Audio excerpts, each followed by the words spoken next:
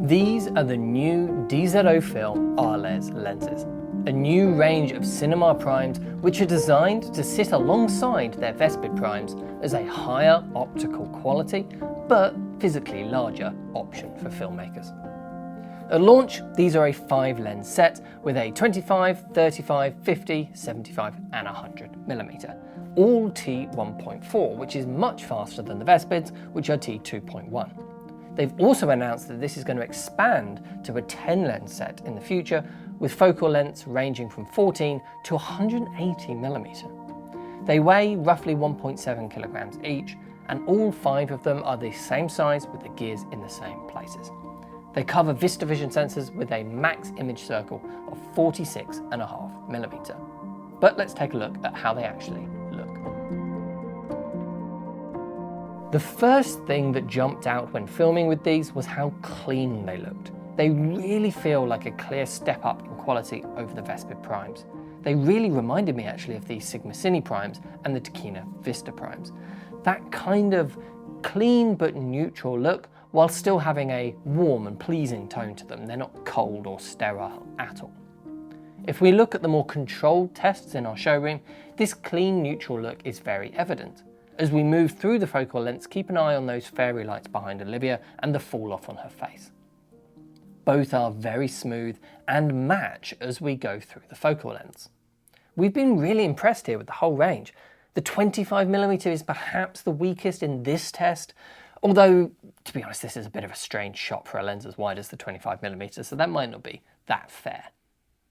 Throughout these, the bokeh is very clean and smooth, with a slight rugby ball shape towards the edges. Let's focus just on the lights so that we can see it clearly. There's very little onion skinning or black dots and shapes in the bokeh here. You rarely see bokeh this clean outside of really quite expensive lenses. Even the 25mm, which in our interview style setup did have some rings in the bokeh, here in a more exaggerated situation, it has cleaned up really well. It definitely isn't quite as clean and smooth as the other focal lengths though. For sharpness, they all do well. The center sharpness is very good with minimal loss of detail between T5.6 and wide open. At the edges though, they are definitely softer at T1.4, and there is some vignetting as well. Breathing is very under control, which is good to see. All 5 lenses do very well here with minimal breathing. They also flare very nicely in my opinion. Quite controlled, but still definitely there, which to me is a nice middle ground.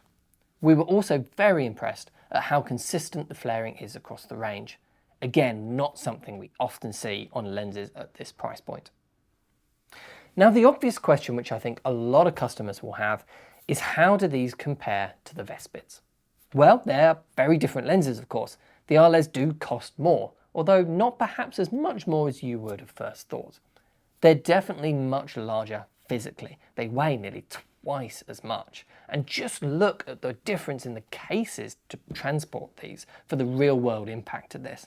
These are the same sized hard cases from DZOFILM, but one has a 5-lens set in it and one has a 10-lens set. This is without a doubt the main difference. The Vespids are designed to be small and portable, while the Arles are designed to be high quality optically. Now they both cover full frame sensors though. The Vespids are T2.1, apart from a few like the 16 and the 90mm macro, which are T2.8, while these 5 Arles anyway are all T1.4. We shot this quick comparison. This is the 50mm on both. The Arles are slightly warmer than the Vespids, and much shallower of course, which is the main difference in these shots that is obvious straight away, but just look at the bokeh difference. It is so clean and evenly shaped on the Arles, while the Vespids have this distinctive uneven D shape to them almost. They're also a lot harder and more defined in the rest of the outer focus areas, which you notice on some more ordinary areas like these bricks here. Yes, the Arles are shallower, which of course helps this, but they're also a bit softer with less contrast in those outer focus areas, and that helps keep your attention on your subject and really makes it pop. These are the 100mm, and they're the same differences. Very different bokeh and that slight warmer colour shift. To me, the Arles looks significantly better, as you'd expect them to really. Overall, The Arles are a very impressive set of lenses. We're really excited to see what the future lenses in this lineup are like, as these could just be the nicest cinema lenses that DZOFILM have ever made. But let us know what you think of them in the comment section, and if you want to order these for yourself, or try them out of course, just get in touch with the ProAV sales team or head over to the website down below. Thanks for watching, I'll see you in the next one.